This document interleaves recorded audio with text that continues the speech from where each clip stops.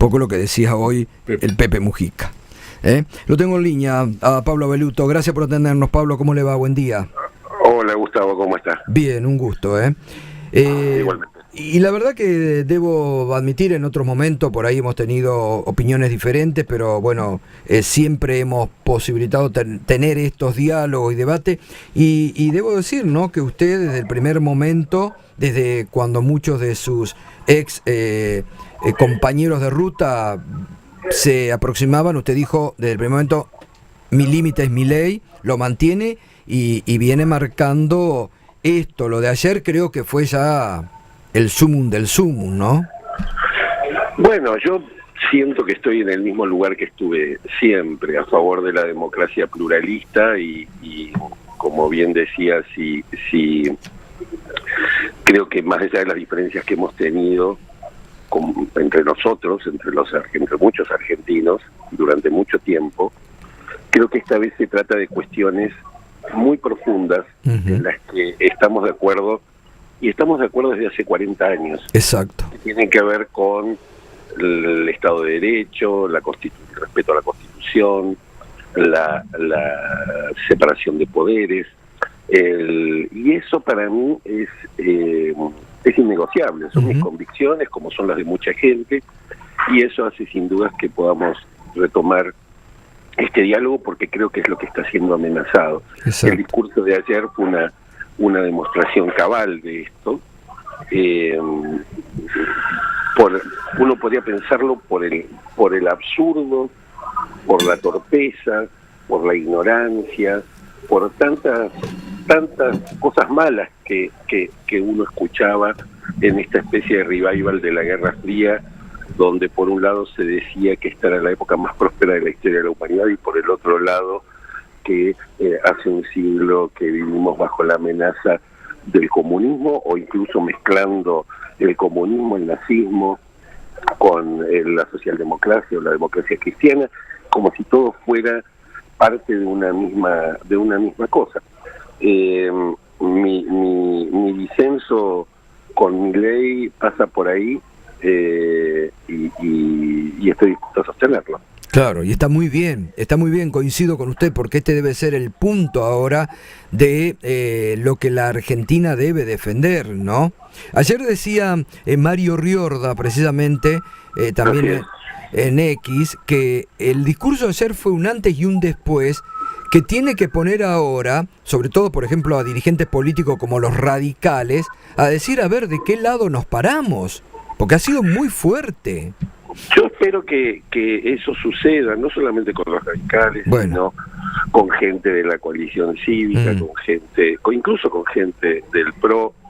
Es decir, están en juego valores muy importantes, muy trascendentales y muy profundos, muy arraigados, que no podemos poner en riesgo, no debemos poner en riesgo, que tienen que ver con nuestra convivencia. Yo creo que Milei y su grupo están intentando un cambio de régimen, una verdadera revolución, y el problema de las revoluciones es que nuestra Constitución está pensada para que los procesos se conduzcan a partir del consenso y del diálogo, y por eso votamos cada 2 años, y hace que todas las mayorías sean siempre circunstanciales. Entonces creo que, digamos, dentro de lo malo de todo esto que nos está pasando, creo que hay una señal positiva, que es que el eje de nuestra discusión se vaya desplazando hacia otros lugares, y ya no sea kirchnerismo antikirchnerismo, peronismo antiperonismo, sino república o autoritarismo. Ahí está, comparto con usted. Vamos a encontrar muchos que probablemente hayamos estado en posiciones distintas, defendiendo valores que compartimos, más allá de los disensos circunstanciales que podamos haber tenido o que vayamos a tener en el futuro. Pero se trata de algo muy, muy, muy central. Muchos veíamos con preocupación ya desde hace tiempo el peligro de una deriva autoritaria por parte de una eventual presidencia de Milei. Y la verdad que desde el 10 de diciembre no hemos dejado de comprobar que ese temor era fundado, desde el momento, desde quienes acompañaron, quienes fueron invitados por Milei a acompañarlo el 10 de diciembre, desde aquel discurso de espaldas al Congreso, desde la presentación totalmente, para mí, inconstitucional de un DNU que modifica 300 leyes, o esta ley que mezcla reformas que probablemente sean discutibles y tengan algún sentido con cosas absolutamente absurdas o disparatadas, en particular en el campo en el que a mí me tocó desempeñarme durante la presidencia de Mauricio Macri, como es el de la cultura. Exactamente. Y en este punto, Pablo, ¿cómo ve? Justamente porque está amenazado todo este tema cultural, librería, usted editor ha sido y es. Ayer hasta el propio Adrián Suárez elevó su voz diciendo... paren con esto, porque estamos por eliminar, por ejemplo, el Inca. Sí, bueno, usted sabe que yo tuve muchas diferencias con la gente del cine durante la gestión, pero aquellas diferencias tenían que ver con la administración del instituto, jamás con su eliminación o su desfinanciación. Creo que la Argentina tiene una oportunidad enorme en su industria audiovisual, lo ha demostrado a lo largo de los años, y que más allá de que hay cambios seguramente que podemos discutir, que podemos debatir con la gente del cine acerca de cómo gestionar mejor los recursos que destinamos al fomento del cine argentino, me parece que la manera que ha encontrado el gobierno a través de la ley ómnibus, del proyecto de ley ómnibus, es por lo menos torpe, desconoce la historia de estas instituciones, desconoce la función que cumplen.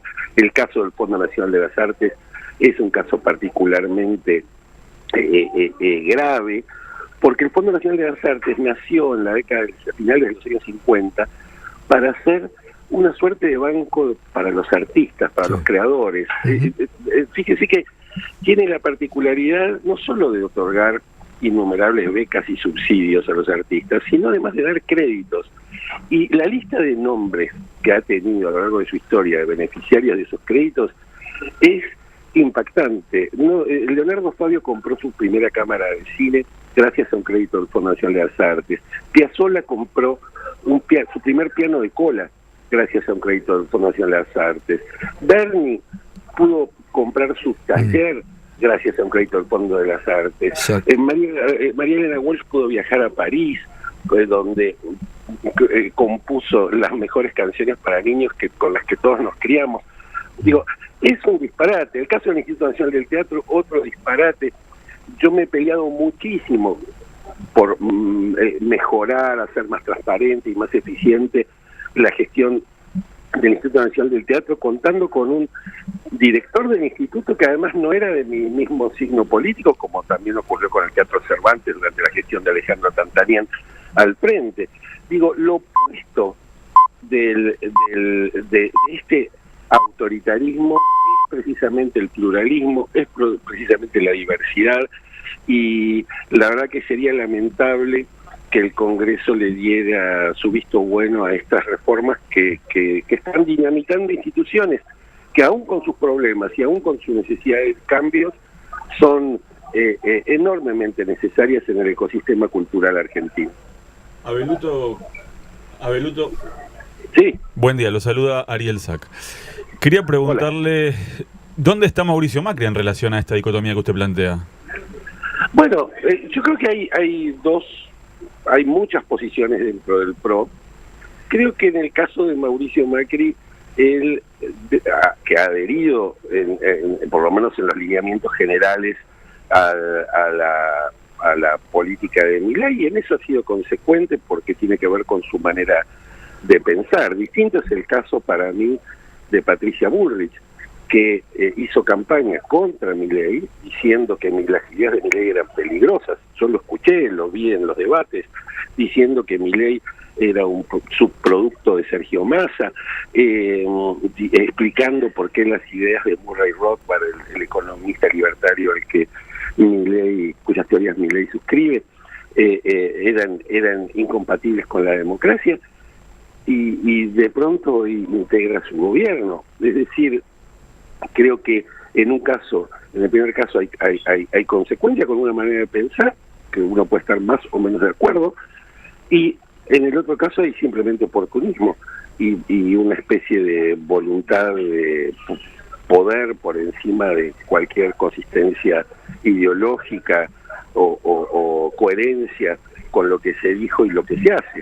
Es decir, me parece que hay diferencias, más allá de que yo, como bien decía Gustavo, discrepo desde el primer momento, porque yo me incorporé hace más de 10 años a un partido que se postulaba a sí mismo alejado de todos los extremos, en el centro ideológico, que tenía una vocación por superar las antiguas antinomias de los argentinos. Recuerden ustedes que en el 2015 uno de los ejes de nuestra campaña fue unir a los argentinos, y que más allá de los resultados, que sin duda son materia de discusión y lo serán por mucho tiempo, nada tenía que ver con esta extrema derecha que ha triunfado legítimamente en las elecciones, pero que no representa a la totalidad de los argentinos, y que sobre todo no representa a aquel PRO del cual yo estoy orgulloso de haber formado parte, pero que cada vez tiene menos que ver con aquel momento 2013, 2014, 2015,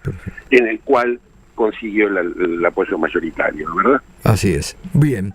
Pablo, muchas gracias. Me parece perfecto que por ahí pase, como usted indica, hoy el debate. Esto es república o autoritarismo. Basta de nombres propios también, porque ahora hay que pensar en la república, que está en riesgo. Así es, y celebro que volvamos a conversar, o sigamos conversando. Exacto. Tenemos ideas diferentes, buscando aquello en lo que nos une y que tiene que ver con el sentido democrático que nos constituyó y el pacto que hicimos hace 40 años todos los argentinos, precisamente para dejar atrás el autoritarismo más oscuro de nuestra historia. Así es. Gracias, Pablo, que tenga buen día. Igualmente, saludos a ustedes. Hasta luego. Pablo Belluto, me parece que ahí es donde hay